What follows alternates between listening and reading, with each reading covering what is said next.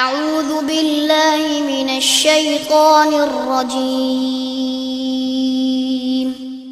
بسم الله الرحمن الرحيم إن الحمد لله نحمده ونستعينه ونستغفره ونعوذ بالله من شرور أنفسنا ومن سيئات أعمالنا من يهده الله فلا مضل له ومن يضلل فلا هادي له وأشهد أن لا إله إلا الله وحده لا شريك له وأشهد أن محمدا عبده ورسوله يا أيها الذين آمنوا اتقوا الله حق تقاته ولا تموتن إلا وأنتم مسلمون يا أيها الناس اتقوا ربكم الذي خلقكم من نفس واحدة وخلق منها زوجها وبث منهما رجالا كثيرا ونساء واتقوا الله الذي تساءلون به والأرحام إن الله كان عليكم رقيبا يا أيها الذين آمنوا اتقوا الله وقولوا قولا سديدا يصلح لكم أعمالكم ويغفر لكم ذنوبكم ومن يطع الله ورسوله فقد فاز فوزا عظيما أما بعد فإن خير الحديث كتاب الله وخير الهدي هدي محمد صلى الله عليه وسلم وشر الأمور محدثاتها وكل محدثة بدعة وكل بدعة ضلالة وكل ضلالة في النار. قال تعالى مثل الذين ينفقون أموالهم في سبيل الله كمثل حبة أنبتت 7 سنابل في كل سنبلة 100 حبة والله يضاعف لمن يشاء والله واسع عليم. سورہ بقرہ آیت نمبر 261. اللہ تعالیٰ اس آیت میں ارشاد فرما رہے ہیں کہ مثال ان لوگوں کی جو اپنے مال اللہ کی راہ میں خرچ کرتے ہیں اس دانے کی مثال کی طرح ہے جو 7 خوشے اگائے، ہر خوشے میں 100 دانے ہوں. واللہ یضاعف لمن یشاء، اور اللہ تعالی جس کے لیے چاہتا ہے بڑھا دیتا ہے. واللہ واسع علیم، اور اللہ تعالی بہت وسعت والا ہے، بہت علم والا ہے. یہ تھا اس آیت کا آسان ترجمہ. اب ہم آتے ہیں اس آیت کے الفاظ اور مفردات کی طرف. مثل، اس کی جمع آتی ہے امثال. قرآن کریم میں بہت سی امثال واقع ہوئی ہیں. ان امثال میں سے ایک مثل یہ ہے، اور یہ امثال بہت زیادہ اہمیت رکھتی ہیں. اللہ رب العزت ان امثال کی اہمیت کو بیان کرتے ہوئے ارشاد فرماتے ہیں سورہ حشر میں وَتِلْكَ الْأَمْثَالُ نَضْرِبُهَا لِلنَّاسِ لَعَلَّهُمْ يَتَفَكَّرُونَ، کہ یہ امثال ہم لوگوں کے لیے بیان کرتے ہیں تاکہ لوگ غور و فکر کریں. تو امثال کے ذریعے کئی ایسی باتوں کو سمجھنا آسان ہو جاتا ہے جنہیں عام حالات میں سمجھنا انسان کے لیے مشکل ہوتا ہے، خصوصاً جب وہ چیزیں جو غیر محسوس ہیں، جو اندیکھی ہیں، جو غیر مرئی ہیں، ان کی امثال دی جائیں، اور ان کی امثال دی جائے ان چیزوں کے ساتھ جو نظر آتی ہیں، جو محسوس ہوتی ہیں، جو ہمارے مشاہدے میں ہوتی ہیں، تو بات کو سمجھنا بہت آسان ہو جاتا ہے.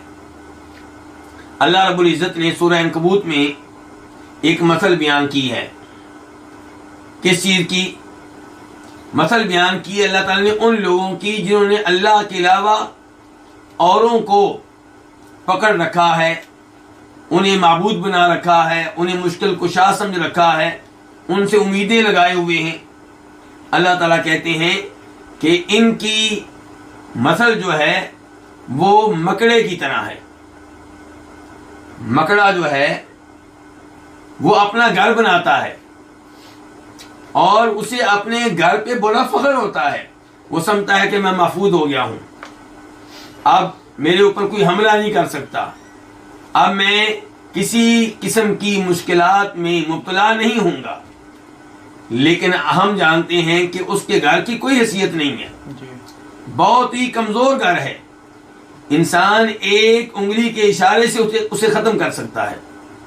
تو اللہ تعالیٰ کہتے ہیں کہ یہی مثال ہے ان لوگوں کی جنہوں نے اللہ کو چھوڑ کر دوسروں پہ اعتماد کر رکھا ہے، ان پہ جو فوت ہو چکے، ان پہ جو اب اس دنیا میں موجود نہیں ہے۔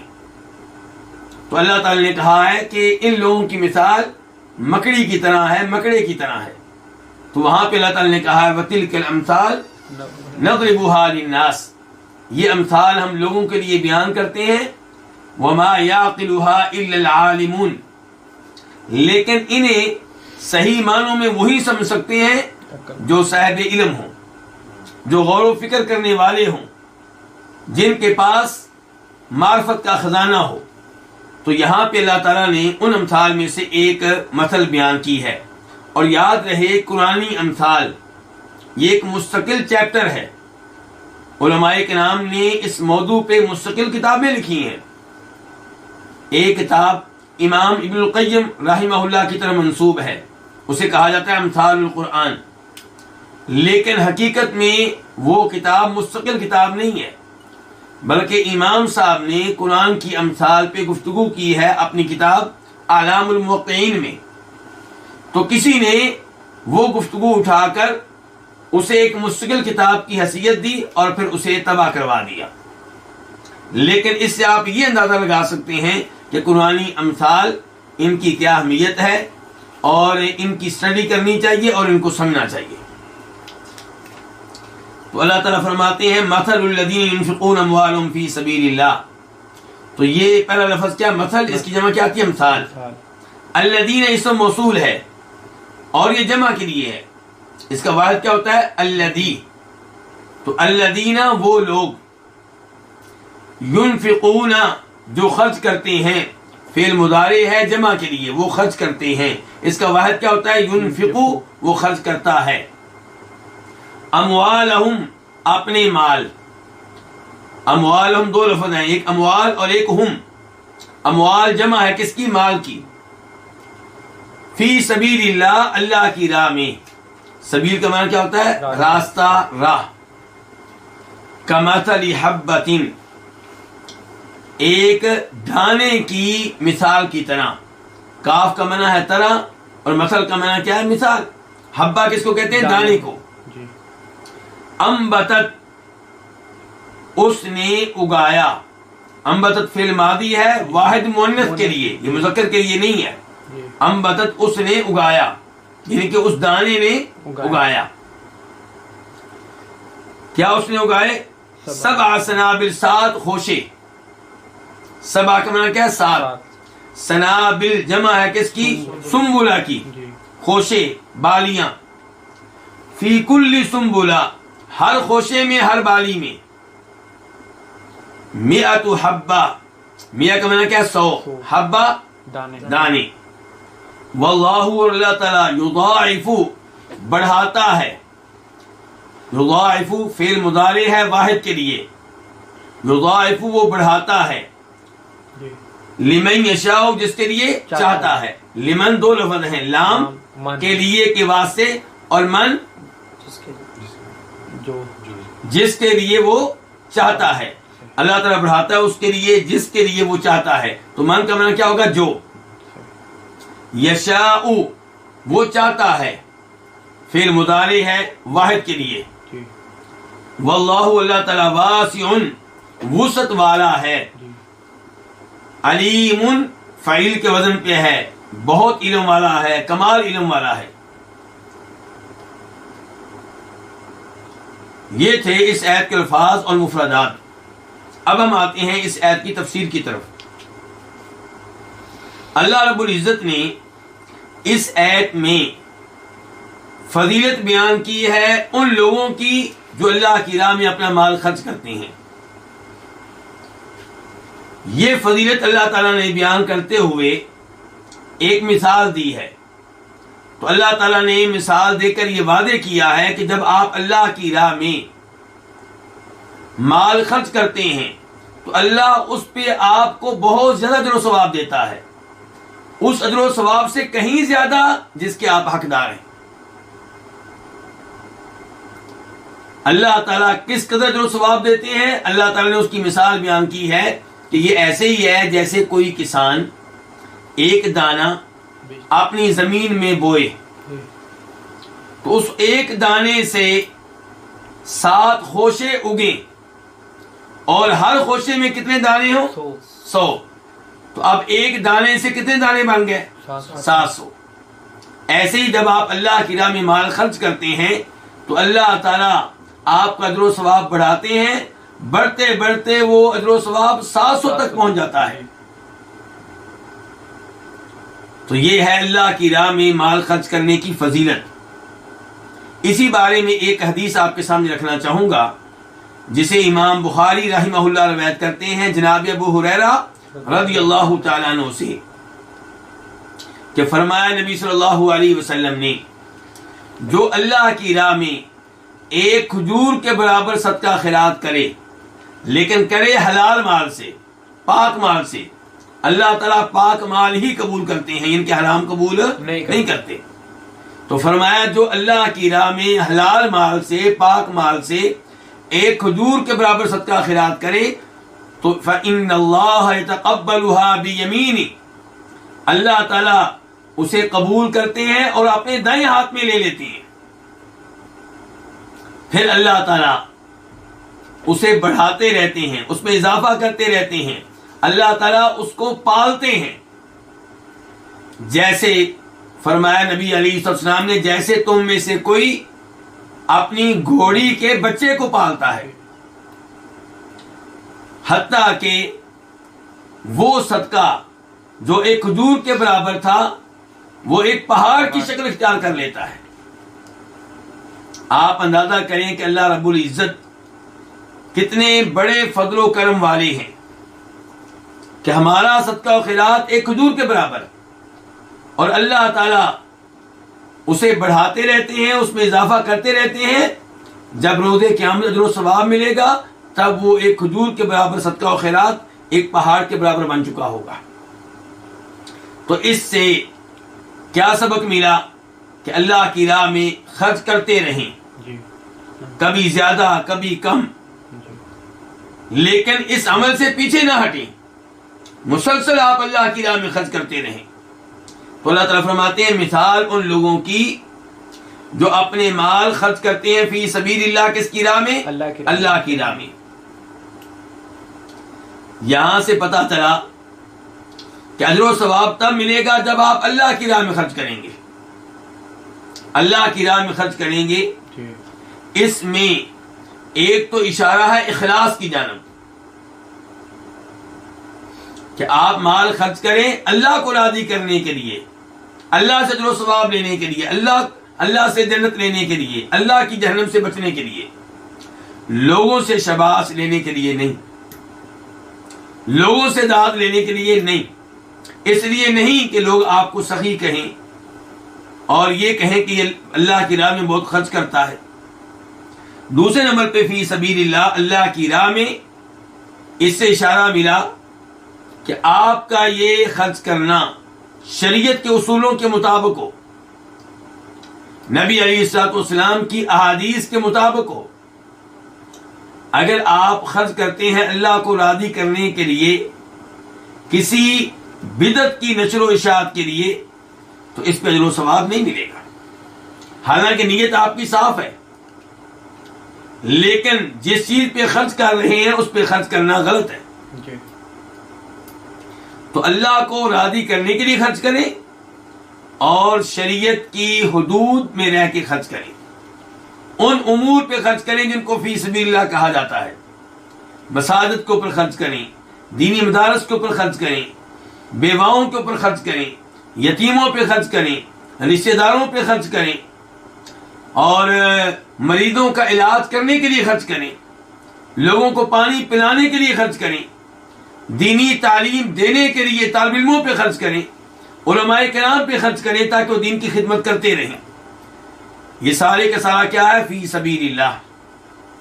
تو فی سبیل اللہ کا ایک معنی عام ہوتا ہے اور ایک معنی خاص ہوتا ہے.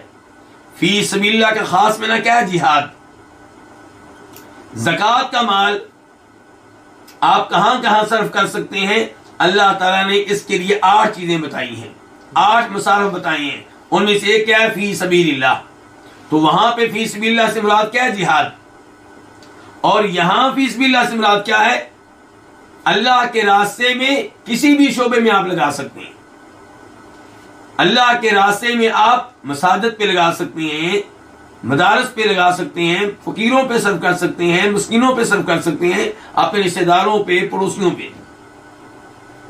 تو فرمایا اللہ تعالیٰ نے مثال ان لوگوں کی جو اپنا مال خرچ کرتے ہیں فی سبیل اللہ، اللہ تعالیٰ کی راہ میں، کمثل حبۃ، ان کی مثال کس کی طرح ہے؟ ایک دانے کی مثال کی طرح ہے. وہ دانہ جو 7 خوشے اگائے اور ہر خوشے میں 100 دانے ہوں.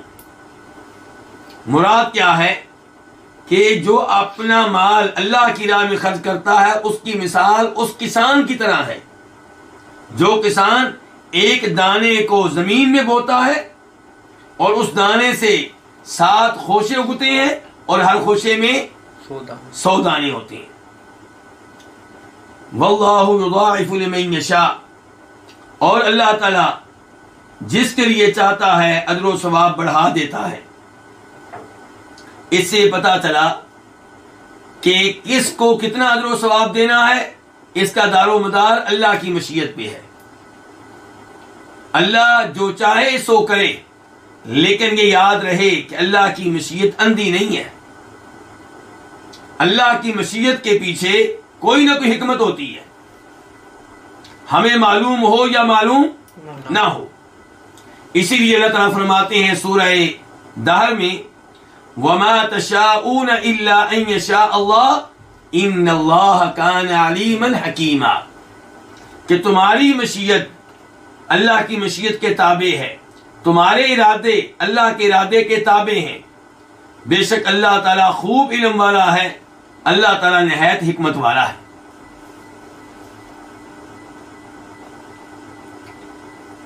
اور اسی جملے سے یہ بھی پتہ چلا کہ اللہ تعالیٰ کی بادشاہت ایسی ہے کہ اللہ تعالیٰ کسی کے پابند نہیں ہے، جو چاہیں سو کریں.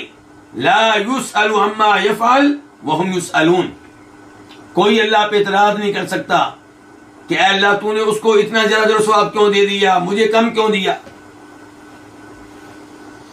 لیکن میں پہلے گزارش کر چکا ہوں کہ اللہ کی مشیت اندھی نہیں ہے. اللہ ہر ایک کو اتنا اجر و ثواب دیتے ہیں جتنا دینا چاہیے، جتنا اس کے لحاظ سے مناسب ہے. اجر و ثواب کیسے بڑھتا ہے؟ اخلاص کی بنیاد پہ. اور آپ نے کتنے مال میں سے دیا ہے؟ ایک آدمی کروڑ پتی ہے اور وہ اللہ کی راہ میں کسی کو ایک وقت کا کھانا کھلاتا ہے، اور ایک آدمی مزدور ہے اور وہ اللہ کی راہ میں کسی کو کھانا کھلاتا ہے، دونوں برابر نہیں ہو سکتے. تو واللہ یضاعف لمن یشاء، اور اللہ تعالیٰ بڑھاتا ہے جس کے لیے چاہتا ہے. واللہ واسع، اور اللہ تعالیٰ وسعت والا ہے. اپنی صفات میں اللہ تعالیٰ وسعت والا ہے. اللہ کے علم کی طرف دیکھیں، اللہ وسعت والا ہے، وسیع علم والا ہے. اللہ کی قدرت کی طرف دیکھیں، اللہ وسیع قدرت والا ہے. اللہ کی مغفرت کی طرف دیکھیں، اللہ وسیع مغفرت والا ہے. اللہ کی رحمت کی طرف دیکھیں، اللہ وسیع رحمت والا ہے. تو واللہ واسع، اللہ تعالیٰ وسعت والا ہے. علیم، کمال علم والا ہے. تو اس میں اشارہ ہے اس بات کی جانب کہ اللہ کو معلوم ہے کس کو کتنا اجر و ثواب دینا ہے، اور کس کا صدقہ قبول کرنا ہے اور کس کا ریجیکٹ کر دینا ہے. کون اجر و ثواب کا حقدار ہے اور کون اس قابل ہے کہ اس کے اجر و ثواب کو ضائع کر دیا جائے. تو اللہ تعالیٰ بہت وسعت والا ہے. علیم، اللہ تعالیٰ بہت علم والا ہے. اس کے بعد اللہ رب العزت ارشاد فرماتے ہیں آیت نمبر 262 میں الذین ينفقون اموالهم فی سبیل اللہ ثم لا يتبعون ما انفقوا منا ولا اذى لهم اجرهم عند ربهم ولا خوف عليهم ولا هم يحزنون. وہ لوگ جو اپنے مال اللہ کی راہ میں خرچ کرتے ہیں، پھر جو انہوں نے خرچ کیا ہو اس کے پیچھے احسان کو نہیں لگاتے اور نہ کسی قسم کی اذیت کو اس کے پیچھے لگاتے ہیں، ان کے لیے ان کا اجر و ثواب ہے ان کے رب کے ہاں۔ ولا خوف علیہم، اور ان پہ کسی قسم کا خوف نہیں ہوگا، ولا هم یحزنون، اور نہ وہ غمگین ہوں گے۔ الذین اسم موصول ہے، اس کا تذکرہ پچھلی آیت میں ہو چکا ہے۔ ينفقون اموالهم فی سبیل اللہ، اس کا تذکرہ بھی پچھلی آیت میں ہو چکا ہے۔ ثم کا معنی ہے پھر، لا یتبعون، لا کا معنی کیا ہے؟ نہیں، اور یہ لا نفی کے لیے ہے۔ یتبعون فعل مضارع ہے جمع کے لیے، یتبعون اس کا واحد کیا؟ یتبعو، یتبعو پیچھے لگاتا ہے، یتبعون وہ پیچھے لگاتے ہیں، یعنی کہ ایک عمل کے بعد دوسرا عمل کرتے ہیں۔ تو لا یتبعون ایک عمل کے بعد دوسرا عمل نہیں کرتے۔ ما انفقوا، ما اسم موصول ہے الذی کے معنی میں، جو، انفقوا فعل ماضی ہے جمع کے لیے، انہوں نے خرچ کیا، اس کا واحد کیا ہوتا ہے؟ انفقا، اس نے خرچ کیا، اور اسی سے فعل مضارع ہے جو اوپر گزرا ہے، ينفقون وہ خرچ کرتے ہیں۔ منن احسان جتلانا، احسان کرنا، ولا واو کا معنی اور لا کا معنی نہیں، اذن اذیت دینا، تکلیف دینا، لہم ان کے لیے، اجرہم ان کا اجر و ثواب، عند ربہم ان کے رب کے پاس، ولا خوف اور نہیں ہوگا، خوف کسی قسم کا ڈر، علیہم ان پہ، علیہم دو لفظ ہیں، علی اور ہم، ولا ہم اور نہ ہی وہ، یحزنون غمگین ہوں گے۔ یحزنون فعل مضارع ہے جمع کے لیے ہے۔ اب ہم آتے ہیں اس آیت کی تفسیر کی طرف۔ اس آیت میں اللہ رب العزت یہ بیان کر رہے ہیں کہ اللہ کی راہ میں خرچ کرنے پہ اجر و ثواب کسے ملے گا، اور کون ہے جو اللہ کی راہ میں خرچ کرنے کے باوجود اجر و ثواب سے محروم رہے گا۔ اللہ رب العزت نے وعدے کیا کہ جو میری راہ میں خرچ کرے اور خرچ کرنے کے بعد اس پہ جس پہ خرچ کیا ہے احسان نہ جتلائے، اسے کسی قسم کی اذیت اور تکلیف نہ پہنچائے، تو اسے رب کے پاس اجر و ثواب ملے گا۔ ان الفاظ سے یہ معلوم ہوا کہ احسان جتلانا، یا وہ شخص جس سے آپ نے صدقہ دیا ہے، جس پہ آپ نے اللہ کی راہ میں مال خرچ کیا ہے، اسے اذیت دینا، اسے تکلیف پہنچانا، یہ چیز آپ کے اجر و ثواب کو ضائع کر سکتی ہے، بلکہ بعد والی ایسے معلوم ہوتا ہے کہ ضائع کر دیتی ہے۔ ایک انسان اللہ کی راہ میں خرچ کرتے ہوئے ریاکاری سے کام لیتا ہے، خرچ اس لیے کرتا ہے تاکہ لوگ مجھے شاباش دیں، مجھے تمغہ دیں، مجھے کوئی ایوارڈ دیں، تو اس کا بھی اجر و ثواب ضائع ہے۔ اور جو اللہ کی راہ کی بجائے کسی غلط جگہ پہ مال خرچ کرتا ہے تو اس کا بھی اجر و ثواب ضائع ہے، بلکہ روز قیامت اس سے باز پرس کر سکتے ہیں اللہ رب العزت اگر اللہ تعالیٰ چاہیں۔ اور اس ایسے پتہ چلا کہ آپ نے اگر اللہ کی راہ میں خرچ کیا، اخلاص سے خرچ کیا، درست جگہ پہ خرچ کیا، لیکن بعد میں آپ نے احسان جتلایا یا اسے تکلیف پہنچائی، تو اس سے بھی اجر و ثواب ضائع ہونے کا خطرہ ہے، بلکہ ضائع ہو جائے گا۔ اس چیز کا علم ہمیں احادیث سے بھی ہوتا ہے۔ امام مسلم رحمہ اللہ روایت کرتے ہیں جناب ابو ذر رضی اللہ تعالیٰ عنہ سے کہ نبی علیہ الصلوۃ والسلام نے ارشاد فرمایا، تین طرح کے لوگ ہیں، لا یکلمہم اللہ، جن سے اللہ کلام نہیں کرے گا، ولا ینظر الیہم، اور جن کی طرف اللہ تعالی رحمت سے نہیں دیکھے گا، پیار سے نہیں دیکھے گا، محبت سے نہیں دیکھے گا، ولا یزکیہم، اور ان تین طرح کے لوگوں کو اللہ تعالیٰ گناہوں سے پاک نہیں کرے گا، اور ان 3 طرح کے لوگوں کے لیے دردناک عذاب ہے۔ صحابہ کرام نے کہا اے اللہ کے رسول علیہ الصلوۃ والسلام، یہ 3 طرح کے لوگ تباہ و برباد ہو گئے، یعنی کہ جن کے لیے اتنی سخت سزائیں ہیں یہ تو تباہ و برباد ہو گئے، یہ کون ہے؟ یعنی کہ یہ بد نصیب کون ہے؟ تو آپ نے ارشاد فرمایا نمبر 1 وہ المنان، جو کسی کے ساتھ نیکی کرنے کے بعد احسان جتلاتا ہے، نیکی جتلاتا ہے۔ اور دوسرے نمبر پہ وہ المسبل، جو اپنی چادر، اپنی پینٹ، اپنی شلوار، اپنا کپڑا ٹخنوں سے نیچے تک لٹکاتا ہے۔ اور تیسرے نمبر پہ وہ جو جھوٹی قسمیں اٹھا کے اپنی کوئی چیز بیچتا ہے۔ تو اس حدیث سے آپ اندازہ لگا سکتے ہیں کہ اللہ کی راہ میں خرچ کرنے کے بعد احسان جتلانا کتنا بڑا جرم ہے۔ تو احسان جتلانا بھی غلط اور اذیت دینا بھی غلط۔ احسان جتلانا کیسے ہوگا؟ مثال کے طور پہ آپ اسی سے یہ کہتے ہیں کہ یاد رکھو میں نے تمہارے اوپر فلاں موقع پہ اتنا مال خرچ کیا تھا، فلاں موقع پہ میں نے تمہاری مدد کی تھی۔ اور اذیت دینا کیسے ہوگا کہ آپ لوگوں سے کہتے ہیں کہ میں نے اس کی اس انداز سے مدد کی تھی، میں نے فلاں موقع پہ اس کو مال دیا تھا، اور یہ خبر اس تک پہنچتی ہے تو اس کو تکلیف محسوس ہوگی، اس کو اذیت پہنچے گی۔ تو احسان جتلانا بھی غلط اور اذیت دینا بھی غلط۔ تو فرماتے ہیں اللہ تعالیٰ وہ لوگ جو خرچ کرتے ہیں اپنا مال اللہ کی راہ میں، ثم لا یتبعون ما انفقوا، پھر لا یتبعون وہ پیچھے نہیں لگاتے ما انفقوا اس کے جو انہوں نے خرچ کیا ہے۔ کیا پیچھے نہیں لگاتے؟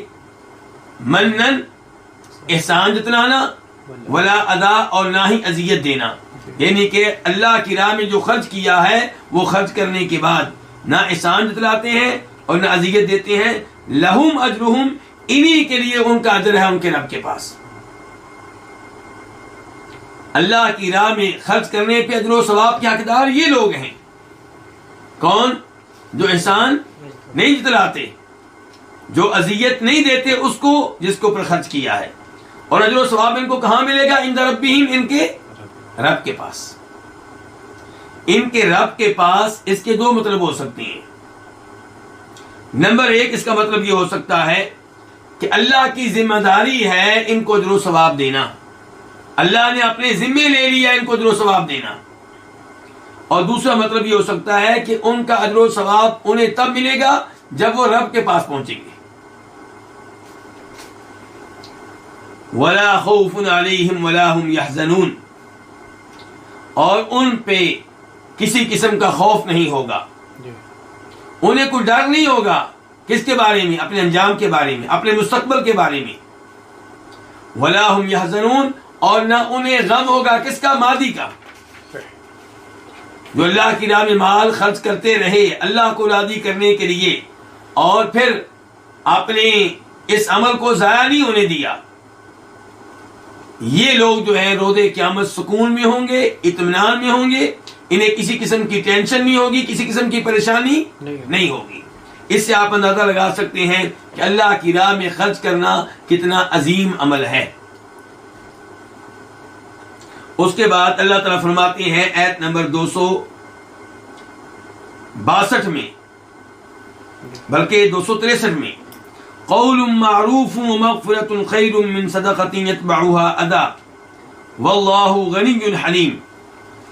قول معروف، اچھی بات کہنا، عمدہ بات کہنا، ومغفرۃ، اور معاف کر دینا، بخش دینا، خیر، بہتر ہے، من صدقۃ، اس صدقہ سے، یتبعها اذی، جس کے بعد کوئی اذیت ہو، جس کے بعد آپ کسی کو اذیت پہنچائیں۔ واللہ غنی، اور اللہ تعالیٰ بے نیاز ہے، بے پرواہ ہے، حلیم، نہایت بردبار ہے۔ قول ان کا معنی کیا ہوتا ہے؟ کہنا، معروف، اچھی بات، عمدہ بات، خیر پہ مبنی بات، ومغفرۃ، اور بخش دینا، معاف کر دینا، نظر انداز کر دینا، خیر، اس کا معنی کیا ہے؟ بہتر ہے، من صدقۃ، اس صدقہ سے. میں لفظ کیا استعمال کر رہا ہوں؟ اس صدقہ سے. اس یہ کیوں استعمال کر رہا ہوں؟ کیونکہ صدقہ کے بعد صفت آ رہی ہے، یعنی کہ اس صدقہ سے بہتر ہے یتبعہ ادا، جو ایسا صدقہ ہو کہ جس صدقے کے بعد آپ اذیت دیں، تکلیف پہنچائیں. تو یتبعو فعل مضارع ہے، واحد کے لیے ہے، اس کے پیچھے ہو، اس کے بعد ہو. یتبعو ہا کی ضمیر کی طرف جا رہی صدقہ کی طرف، جس صدقہ کے بعد ہو، جس صدقہ کے پیچھے ہو، کیا ہو؟ اذن، اذیت، تکلیف. واللہ، اور اللہ تعالی، غنی، اس کا معنی کیا ہے؟ بے نیاز. حلیم فاعل کے وزن پہ ہے، بردبار ہیں. اس آیت کی تفسیر کیا ہے؟ اللہ رب العزت اس آیت میں ہمیں یہ پیغام دے رہے ہیں کہ اگر آپ نے میری راہ میں خرچ کر کے اس آدمی کو تنگ کرنا ہے، تکلیف دینی ہے جس پہ خرچ کیا ہے، تو اس سے بہتر ہے کہ آپ صدقہ نہ کریں اور اچھے انداز سے مدد کر لیں. قول معروف، عمدہ بات کہہ دیں، مدد کر لیں. ومغفرۃ، اور مانگنے والا اگر آپ کو تنگ کرے، بار بار اصرار کرے، بدتمیزی کرے، تو آپ اس کو نظر انداز کر دیں، اس کو معاف کر دیں، اس سے بدلہ نہ لیں. یہ بہتر ہے اس صدقے سے جس کے بعد آپ اسے تنگ کریں اور تکلیفیں دیں. اس سے یہ بھی پتا چلا کہ اچھی گفتگو کرنا، ایسی گفتگو جس سے آپ کا مسلمان بھائی خوشی محسوس کرے، یہ باعث اجر و ثواب ہے. مسلمان بھائی سے مسکرا کر ملنا باعث اجر و ثواب ہے. ومغفرۃ، ایسے ہی اپنے مسلمان بھائیوں کو معاف کر دینا، ان کی غلطیوں کو نظر انداز کر دینا، یہ بھی باعث فضیلت ہے اور باعث اجر و ثواب ہے.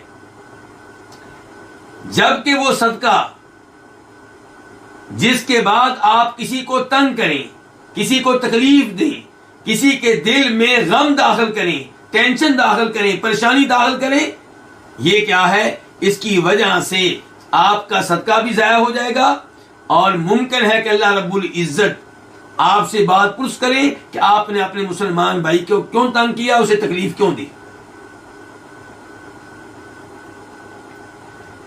واللہ غنی، اور اللہ تعالیٰ بے نیاز ہیں.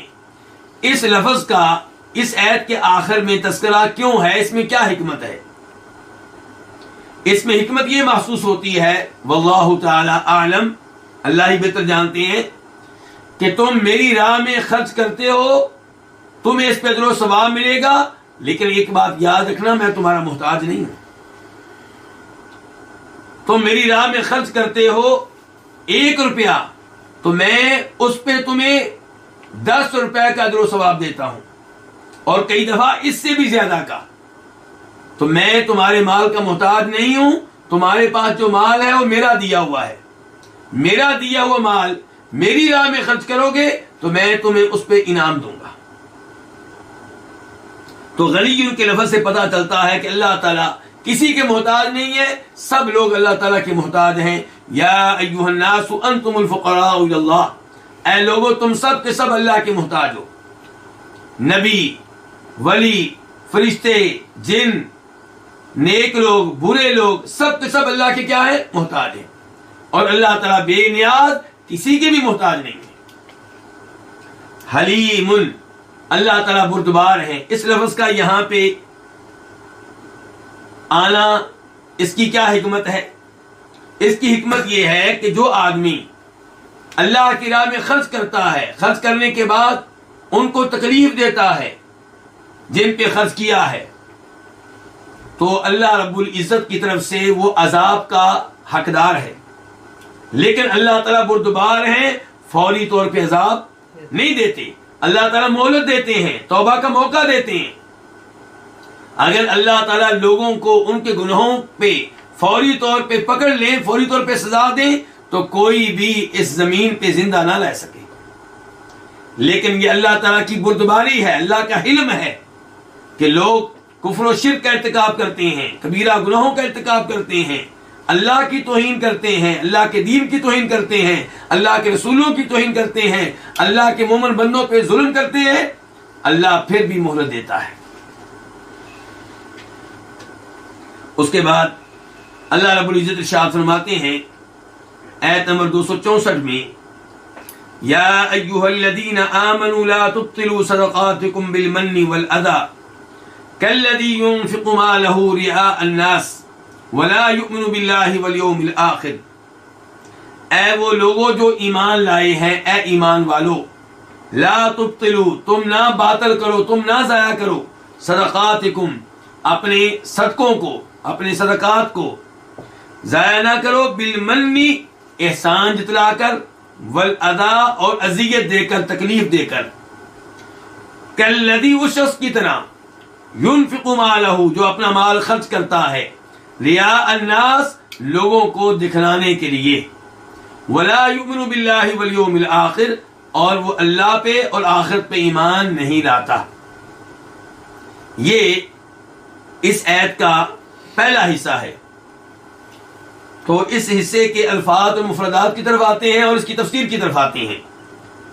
یا ایھا الذین آمنوا، اے وہ لوگوں جو ایمان لائے ہیں، یا کا معنی کیا؟ اے، الذین اسم موصول ہے جمع کے لیے، وہ لوگ، آمنو جو ایمان لائے، فعل ماضی ہے جمع کے لیے، وہ ایمان لائے، لیکن ہم آسانی کے لیے کیا لفظ بولتے ہیں؟ اے ایمان والو۔ اللہ رب العزت ایمان والوں کو یہاں پہ مخاطب کر رہے ہیں۔ اس کی ایک اہمیت ہے جس کا تذکرہ ٹھہر کے کروں گا۔ لا تبطلوا، یہ لا نفی کے لیے ہے یا نہیں کے لیے؟ نہیں کے لیے، منع کرنے کے لیے، کسی کام سے روکنے کے لیے۔ اللہ تعالیٰ کہہ رہے ہیں لا تبطلوا، تم باطل نہ کرو، ضائع نہ کرو۔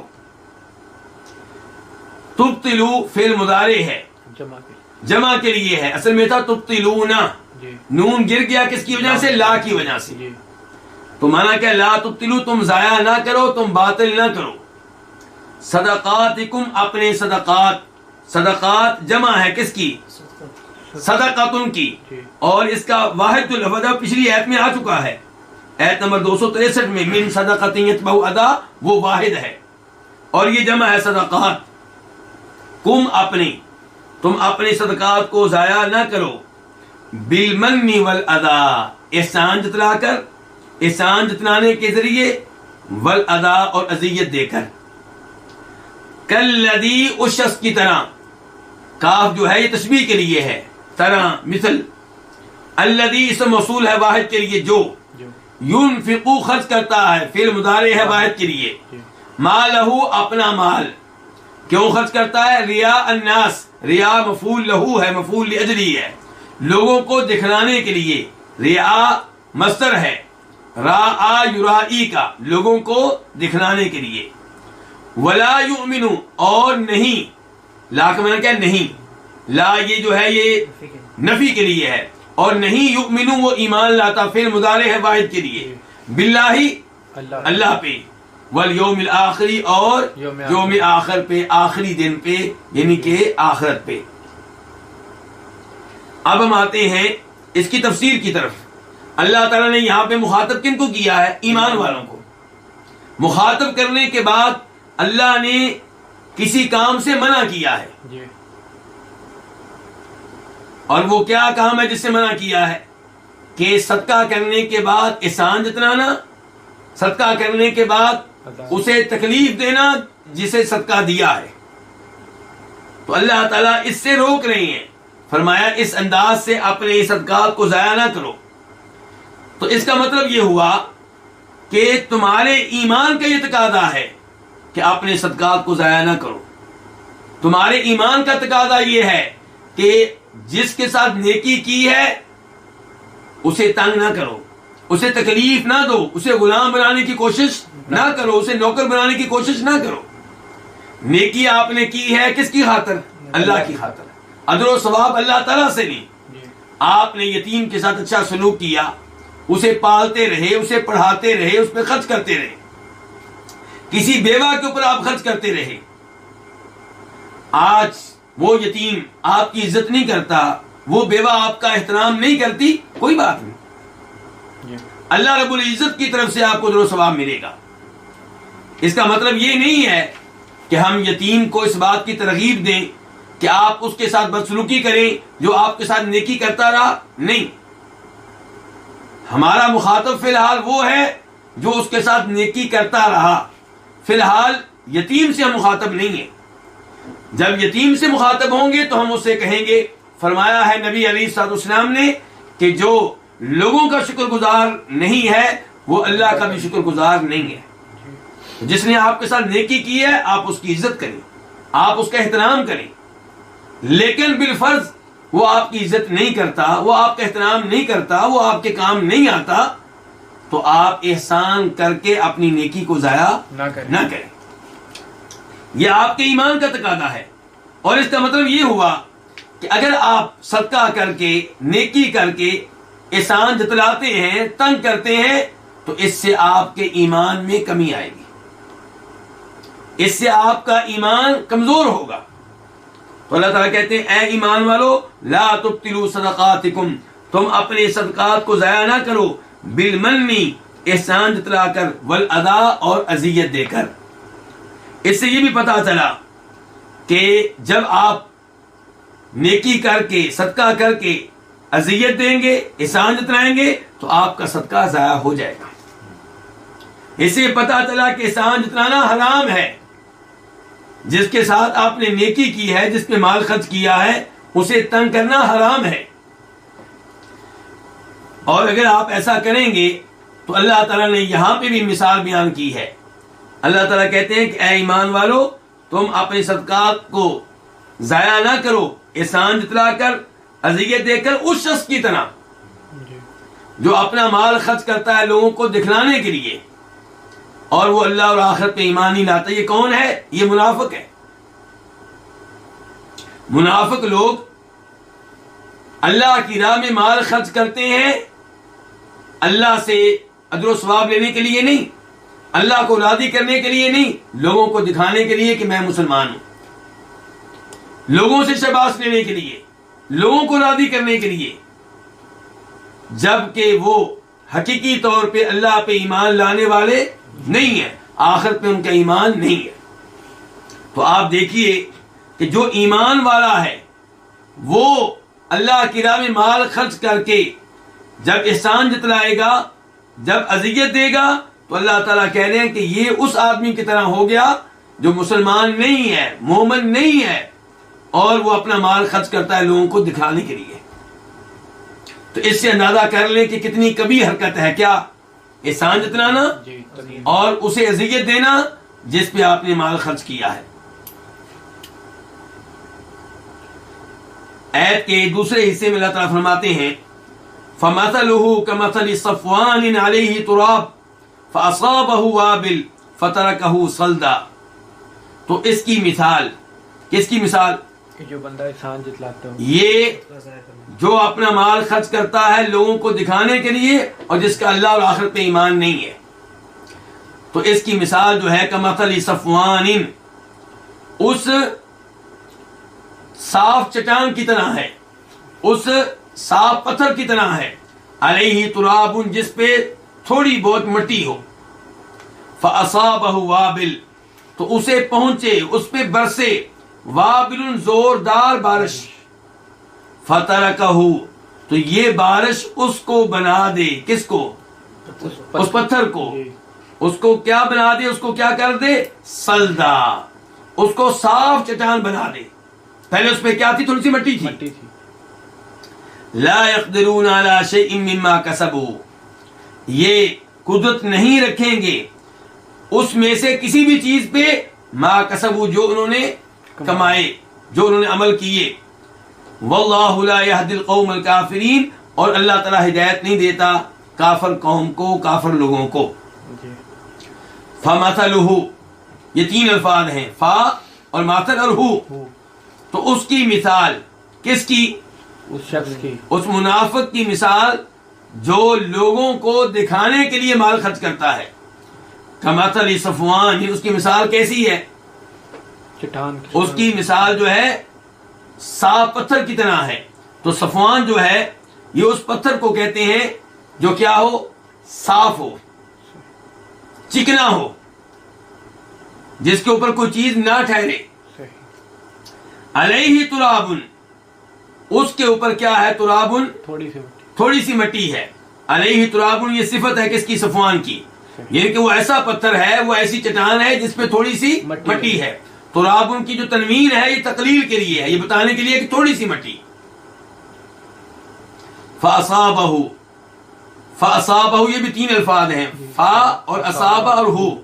اصابہ فعل ماضی ہے واحد کے لیے, اصابہ پہنچے, ہو اس پہ, کس پہ, صفوان, اس صفوان پہ, اس پتھر پہ, اس چٹان پہ پہنچے, برسے, کیا برسے, وابل زوردار بارش. فترکہ تو وہ اس کو بنا دے, کس کو, چٹان کو, اس چٹان کو کیا بنا دے, کس ہاتھ میں اس کو کر دے, سلدن, صاف چٹان, صاف پتھر, یعنی کہ تھوڑی بہت جو مٹی تھی وہ بھی غائب. لا یقدرون, وہ نہیں قدرت رکھیں گے, لا نفی کے لیے نہیں, یقدرون فعل مضارع ہے جمع کے لیے, نہیں قدرت رکھیں گے, علی شیء کسی بھی چیز پہ, مما اس میں سے جو انہوں نے کمایا. مما اصل میں کیا تھا, مما, من کا معنی کیا, سے, ما جو, اسم موصول الذی کے معنی میں جو, جی, کسبوا انہوں نے کمایا, فعل ماضی ہے جمع کے لیے, انہوں نے کمایا, انہوں نے عمل کیے. جی, واللہ اللہ تعالی لا یہدی, یہ بھی لا نفی کے لیے ہے, یہدی ہدایت دیتا, یعنی کہ نہیں ہدایت دیتا. یہدی فعل مضارع ہے واحد کے لیے. القوم لوگ, جی, کون سے لوگ, الکافرین کافر, کافی لوگ, الکافرین جمع ہے کس کی, کافر کی, جی, کفر کرنے والے. تو اللہ تعالیٰ کفر کرنے والے لوگوں کو ہدایت نہیں دیتا. اللہ رب العزت نے اس آیت کے پہلے حصے میں مثال بیان کی تھی اس آدمی کی جو مومن ہے اور اللہ کی راہ میں خرچ کرتا ہے, لیکن خرچ کرنے کے بعد احسان جتاتا ہے, خرچ کرنے کے بعد اسے تکلیف دیتا ہے جس پہ خرچ کیا ہے. اللہ نے اس کی مثال دی تھی کہ اس کی مثال ایک منافق کی طرح ہے. جو منافق مال خرچ کرتا ہے لوگوں کو دکھانے کے لیے, اللہ کو راضی کرنے کے لیے نہیں, اور اس کا اللہ اور آخرت پہ ایمان نہیں ہے. پھر اللہ نے اس منافق کی مثال بیان کی ہے کہ یہ منافق جو ہے, یہ جو اللہ کی راہ میں خرچ کرتا ہے اس کا کیا بنے گا, اس پہ اس کے ساتھ کیا سلوک ہوگا. تو اللہ تعالیٰ کہتے ہیں اس کی مثال اس پتھر کی طرح ہے جس پہ تھوڑی بہت کیا ہے, مٹی ہے, مٹی ہے. اب اس کو کوئی کسان دیکھتا ہے تو وہ کہتا ہے بھئی اس کے اوپر مٹی موجود ہے تو یہاں پہ فصل اگائی جا سکتی ہے. وہ وہاں پہ فصل اگانے کی کوشش کرتا ہے, لیکن صورتحال یہ ہے کہ ایک بارش آئے گی, مٹی غائب ہو جائے گی. اس کی محنت اس کے کام آئے گی, نہیں کام آئے گی. وہ پتھر صاف چٹان کی شکل میں باقی رہ جائے گا, اس کے اوپر کوئی غبار نہیں ہوگا, کوئی مٹی نہیں ہوگی. تو ایسے ہی یہ منافق, اس نے اللہ کی راہ میں جو خرچ کیا ہے اس کا اسے کوئی فائدہ نہیں ہوگا, اس کی ساری محنت ضائع جائے گی. فرمایا لا یقدرون, یہ قدرت نہیں رکھیں گے, جی, اس میں سے کسی چیز پہ جو انہوں نے کمایا. پہلے الفاظ استعمال ہو رہے تھے واحد کے لیے, ایک آدمی کی باتیں ہو رہی تھیں کہ جو خرچ کرتا ہے لوگوں کو دکھانے کے لیے اور اللہ پہ ایمان نہیں لاتا, آخرت پہ ایمان نہیں لاتا, اس کی مثال اس چٹان کی طرح جس پہ تھوڑی بہت مٹی ہو. تو ایک آدمی کی بات ہو رہی تھی. اب اچانک کہا جا رہا ہے کہ یہ قدرت نہیں رکھیں گے کسی بھی چیز پہ ان اعمال میں سے جو انہوں نے کیے, یعنی کہ جو بھی خرچ کیا ہے اس خرچ کیے ہوئے میں سے کوئی بھی پیسہ ان کے کام نہیں آئے گا, کوئی بھی عمل ان کے کام نہیں آئے گا. لیکن یہاں پہ بات ہو رہی جمع کی, جی, تو یہاں پہ اعتبار کیا گیا الذی کے معنی کا, الذی کے معنی کا. جب اللہ نے مثال بیان کی تھی ایک شخص کی, ایک منافق کی, تو یہ مثال دراصل تمام منافقین کی ہے. تو اللہ تعالیٰ بتا رہے ہیں کہ لا یقدرون, یہ سارے کے سارے کچھ بھی فائدہ نہیں اٹھا سکیں گے اپنے اس مال سے جو انہوں نے اللہ کی راہ میں خرچ کیا، اپنے ان اعمال سے جو انہوں نے کیے، کچھ ان کو فائدہ نہیں ہونے والا۔ واللہ لا یہدی القوم الکافرین، اور اللہ تعالیٰ ہدایت نہیں دیتا کن کو؟ کافر لوگوں کو۔ جی یہاں پہ کس ہدایت کی بات ہو رہی ہے؟ ہدایت ارشاد کی یا ہدایت توفیق کی؟ ہدایت ارشاد تو سب کے لیے ہے۔ قرآن کتاب ہدایت ہے، مسلمانوں کے لیے بھی کافروں کے لیے بھی۔ اللہ کے نبی آئے مسلمانوں کو تبلیغ کرنے کے لیے بھی، کافروں کو تبلیغ کرنے کے لیے بھی۔ تو اللہ تعالیٰ کی ہدایت سب کے لیے ہے، لیکن ایک ہے ہدایت توفیق۔ ہدایت ارشاد کیا ہے؟ رہنمائی کر دینا، بتا دینا، گائیڈ کر دینا کہ آپ ایمان لائیں گے، توحید اختیار کریں گے تب جنت میں جا سکیں گے، آپ کفر و شرک سے بچیں گے، کبیرہ گناہوں سے دور رہیں گے تب آپ جہنم کی آگ سے محفوظ رہ سکیں گے۔ یہ کیا ہے؟ گائیڈ کرنا، ارشاد، رہنمائی کر دینا۔ اور ایک ہے ہدایت توفیق، دل میں بات ڈال دینا۔ تو دل میں بات ڈالنا جو ہے یہ وہ ہدایت ہے جو صرف اللہ کے ہاتھ میں ہے، جبکہ ہدایت ارشاد وہ انبیاء کرام علیہم السلام بھی کرتے رہے اور ان کے وارث علماء کرام بھی کر رہے ہیں، لیکن ہدایت توفیق صرف اللہ کے ہاتھ میں ہے۔ اسی لیے آپ دیکھتے ہیں کہ سورہ قصص میں اللہ تعالیٰ فرماتے ہیں اِنَّكَ لَا تَهْدِي مَنْ أَحْبَبْتَ وَلَكِنَّ اللَّهَ يَهْدِي مَنْ يَشَاءُ۔ اللہ جس کو چاہتا ہے ہدایت دیتا ہے، آپ جس کو پسند کریں اسے آپ ہدایت نہیں دے سکتے۔ تو اللہ کیا کہہ رہے ہیں؟ آپ ہدایت نہیں دے سکتے۔ کون سی ہدایت؟ ہدایت توفیق۔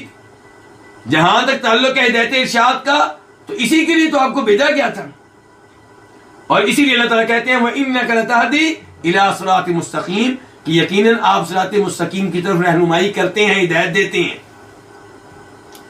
تو نبی علیہ السلام ہدایت ارشاد دینے والے تھے، میں اور آپ ہدایت ارشاد دے سکتے ہیں، رہنمائی کر سکتے ہیں، توحید کی طرف بلا سکتے ہیں، جنت کی راہ کی طرف بلا سکتے ہیں، لیکن ہدایت توفیق دل میں ایمان ڈال دینا یہ وہ ہدایت ہے جو اللہ کے ہاتھ میں ہے، اور اللہ تعالیٰ یہ نعمت کافر لوگوں کو نہیں دیتا۔ اب آپ سوال کریں گے کہ جتنے بھی لوگ مسلمان ہوئے نبی علیہ السلام کے زمانے میں سارے کے سارے کافر تھے، اور اللہ تعالیٰ کہہ رہے ہیں کہ میں کافر لوگوں کو ہدایت نہیں دیتا، اللہ نے تو دی ہے۔ تو اس سے مراد یہ ہے کہ وہ کافر جن کے دلوں پہ اللہ نے مہر لگا دی، ختم اللہ علی قلوبہم وعلی سمعہم، اللہ نے ان کو موقع دیا ہدایت قبول کرنے کا، وہ اعراض کرتے رہے، ٹیڑھی راہ پہ چلتے رہے۔ فلما زاغوا ازاغ اللہ قلوبہم، جب ٹیڑھی راہ پہ چلے، ٹیڑھا راستہ اختیار کیا تو اللہ نے ان کے دلوں کو ٹیڑھا کر دیا، اللہ نے ان کے دلوں پہ مہر لگا دی۔ تو یہاں پہ ان کافروں کی بات ہو رہی ہے جن کے دلوں پہ مہریں لگ گئیں۔ ان الذین حقت علیہم کلمۃ ربک لا یؤمنون، کہ وہ لوگ جن پہ تیرے رب کا کلمہ جو ہے ثابت ہو چکا وہ ایمان نہیں لائیں گے، یعنی کہ وہ لوگ جن کے دلوں پہ مہر لگ چکی، جن کے بارے میں فیصلہ ہو گیا کہ اب ان کو ہدایت نہیں دی جائے گی، تو اب ان کو کوئی بھی ہدایت نہیں دے سکتا۔ تو اس سے پتہ چلا ہدایت بہت بڑی نعمت ہے۔ ایسی آیت پڑھ کر ہر مسلمان کو اللہ کا شکر ادا کرنا چاہیے کہ یا اللہ تیرا میرے اوپر کتنا بڑا انعام ہے کہ تو نے اتنی بڑی مجھے نعمت دی ہے، بجائے اس کے کہ ہم کافروں سے مرعوب ہوں کہ یہ دنیاوی امور میں ہم سے آگے نکل گئے، سیاسی امور میں ہم سے آگے نکل گئے، میڈیکل کے امور میں ہم سے آگے نکل گئے۔ اس کی بجائے آپ اللہ کا شکر ادا کریں کہ جو دنیا میں اتنا آگے نکل گئے، سائنس میں اتنا آگے نکل گئے، میڈیکل میں اتنا آگے نکل گئے، وہ ہدایت نہیں پا سکے۔ ہدایت جیسی عظیم نعمت اللہ نے کن کو دی ہے؟ مسلمانوں کو، جو اللہ ان کو دیتا ہے جن سے اللہ کو پیار ہوتا ہے، جبکہ دنیا مسلمانوں کے لیے بھی ہے، کافروں کے لیے بھی ہے۔ اور ہدایت اتنی بڑی نعمت ہے کہ جنتی لوگ جب جنت میں داخل ہوں گے کیا کہیں گے؟ الحمدللہ الذی ہدانا لہذا وما كنا لنهتدی لولا ان ہدانا اللہ، کہ ہم اس اللہ کی حمد و ثنا بیان کرتے ہیں جس نے ہمیں ہدایت دی، جنت میں آنے کی توفیق دی۔ اگر اللہ ہمیں ہدایت نہ دیتا تو ہم ہدایت پانے والے نہیں تھے۔ اللہ تعالیٰ سے دعا کرتے ہیں کہ اللہ تعالیٰ مرتے دم تک ہمیں ایمان پہ رکھے، توحید پہ رکھے، صحیح عقیدے پہ رکھے، اور اللہ تعالیٰ ہمیں اس حال میں موت دے کہ ہم توبہ کر چکے ہوں کبیرہ گناہوں سے اور کفر و شرک سے دور ہوں، اور اللہ تعالیٰ ہمیں موت دے اس حال میں کہ اللہ تعالیٰ ہم پہ راضی ہو اور ہم اللہ تعالیٰ سے راضی ہوں۔ اللہ تعالیٰ ہمیں قرآن و حدیث سیکھنے کی توفیق عنایت فرمائے۔ وآخر دعوانا ان الحمد للہ رب العالمین۔